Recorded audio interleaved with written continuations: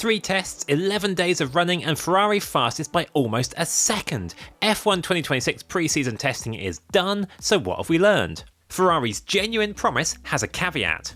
Charles Leclerc set the pace overall in testing, and there is no doubt that the Ferrari is a competitive package. It's proved that by also setting impressive times in long runs. However, there's also no question that Ferrari has revealed pace closer to the maximum potential of its car than Mercedes has. While the extent to which teams focus on sandbagging in testing is overstated, the race understands that Mercedes has significant pace in hand, and it heads to Australia as pre-race favourite. What's more, it's understood that its customer team McLaren was not running the definitive power unit specification in testing. It will in Australia, and that's expected to give it a performance boost. But Ferrari has started well, even if it won't be a second clear of the pack in Australia.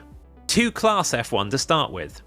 After a season in which 7 teams scored podiums, F1's going back to a 2-class system at the start of 2026. The convergence of the grid over the previous rule cycle meant several midfield teams were able to pick up the pieces when the leading cars underperformed. That's going to be tricky in 2026, at least early on, given how big the gaps now are. The leading midfield car in testing was 1.4 seconds off the pace, which is a more representative read than the 0.3 second gap from Red Bull to Alpine.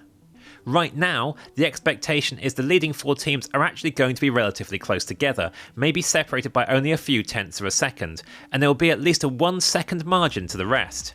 It shows that even with the cost cap in place and aerodynamic testing restrictions designed to give underperforming teams a boost, baked-in advantages with facilities, tools and personnel still remain. Aston Martin nightmare won't end soon. Aston Martin's troubled pre-season with Honda limped to a lame conclusion as it completed just 6 untimed laps on the final day of testing, a damning symbol of the nightmare situation it's in, and that situation won't end soon.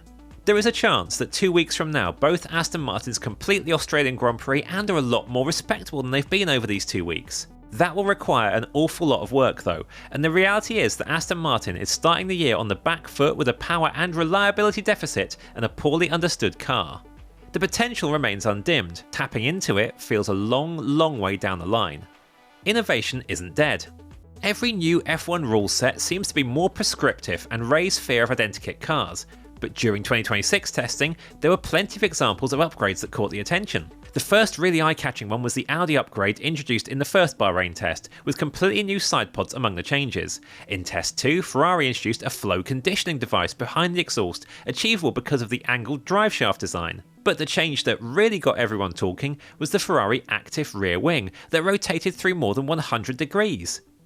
It only appeared briefly on the 5th morning of running, but capitalised on the increased freedom for drag reduction allowed in these regulations. Even on the final day of testing, Mercedes introduced a new rear wing that had what might be thought of as a 4th element. There's also variation in the looks of the cars, which are all distinct designs, as well as very audible differences in the power unit noises. And to add to that, the energy harvesting and deployment strategies, which also lead to differences in downshift and gear selection, and it makes this a diverse cohort of F1 cars. F1 2026 is at target pace already. Over the months and years building up to the introduction of these regulations, concerns sporadically flared up about the cars being too slow. But Leclerc's testing benchmark put those worries to bed once and for all, as he banged in a 1 minute 31.992 second lap in the closing stages of testing. That's 2.151 seconds off last year's pole position time in Bahrain, which is close enough to the window of 1 or 2 seconds off that the rulemakers promised. Leclerc set that time on the C4 Pirelli tyre, which is likely to be a step softer than is available for the Bahrain Grand Prix in April, and he did it in ideal track conditions. But while last year's fastest lap in testing was actually quicker than the pole position time on the race weekend, the significant car improvements expected in the coming weeks signal that the pole time in 2026 should be bang in the zone. Alpine won't begin as the worst Mercedes team. Alpine had a low-profile test in the best possible way, with none of the on- or off-track nonsense that's blighted it so many times in recent years. Having finished last in 2025, Alpine appears now to be not just firmly locked in F1's midfield, but vying for leadership of that group with Haas. The key strategic decision, driven by Flavio Briatore, who recently said it was a condition of him taking the job as Alpine's executive advisor, is the switch to Mercedes propulsion. That has given it what appears to be the market-leading power unit. And while beating the works Mercedes team or reigning champion McLaren was never on the cards, a win for Alpine would be establishing itself as the 3rd best Mercedes team. In testing, it was unquestionably that. Although Williams struggled and is currently the slowest Mercedes team, some of its disadvantage is down to being overweight, and that will be tackled in the coming months. Alpine is understood to have hit the minimum weight limit, so the key question now is whether it can consolidate its position in the first half of the season. But expect to see Pierre Gasly and Franco Colapinto in the hunt at the sharp end of the midfield in Australia. Audi's unspectacular ground zero. By our reckoning, Audi is just off the rear of the main midfield group, which is a solid but unspectacular starting point. While it's not a new team, it's just Sauber with a new paint job, it is a new power unit and gearbox manufacturer. That caused it early problems in testing, but gradual improvement meant it finished the test with a reasonable platform to build from. It ended up 1.763 seconds off the pace on the final timesheets thanks to Gabriel Bortoletto's late effort, and should start the season in the hunt for lower Q2 positions. There are a few questions about reliability, although a solid final day of running ensured it ended up 8th in the distance covered ranking with just under 5,000 kilometres logged. That doesn't suggest it will be scoring big points early in the season, but it's a start. Engine Plan B. This test has brought concerns to the surface regarding the techniques required to charge the battery and the consequences of not being able to do so sufficiently, but it's not actually fully exposed the problem. Bahrain is a reasonably good recharging circuit. Others will not be. And the season opener in Australia is going to be a prime early example where even qualifying is likely to feature an unwelcome amount of energy management. The FIA doesn't want a knee-jerk reaction. Despite discussions about backup plans, nothing will change before Melbourne. But during testing, it did action the trialling of methods that could help the situation. Running at 300 kilowatts electric power instead of 350 in race trim, and using the full power of the MG UK in reverse while the engine runs flat out to charge the battery, instead of the current reduced 250 kilowatts. The theory is that making these two changes together will eliminate excessive lift and coast, and though drivers will have slightly less peak electric power, they will be able to use it more often. Cadillac's being taken seriously. Cadillac's ended its first F1 pre-season ticking off every major target it had, including a slightly intangible one.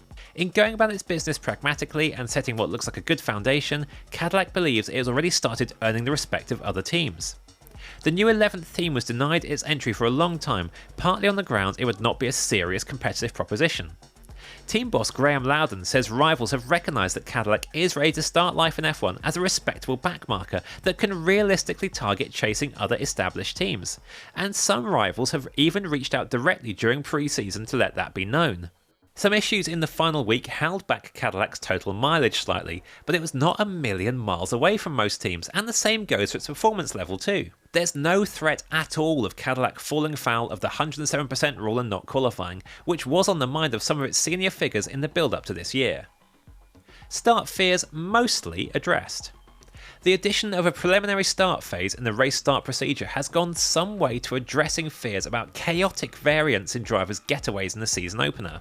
No MGUH means the turbocharged hybrid engines suffer from turbo lag unless the engines are revved for several seconds to help build boost pressure, a longer period of time than the normal start procedure takes. This has led to wildly differing qualities of starts in testing. So the FIA trialled a 5-second hold before the start procedure to give drivers clarity on when they can begin spinning up their turbos and make sure there's enough time to do so. It's worked well, to the point that it's now being discussed whether the hold can even be slightly reduced to 4 seconds. Alex Albon's also confident the starts will be further smoothed out by teams being on fresh tyres when it comes to the real thing. And teams have agreed to use the cornering active aero mode from the grid to the first corner to maximise downforce levels during the sharp acceleration phase and eliminate another minor safety concern. But there has still been disparity in the quality of launches, regardless of the new pre-start phase, so what's actually going to happen in Melbourne is still a fascinating unknown right now.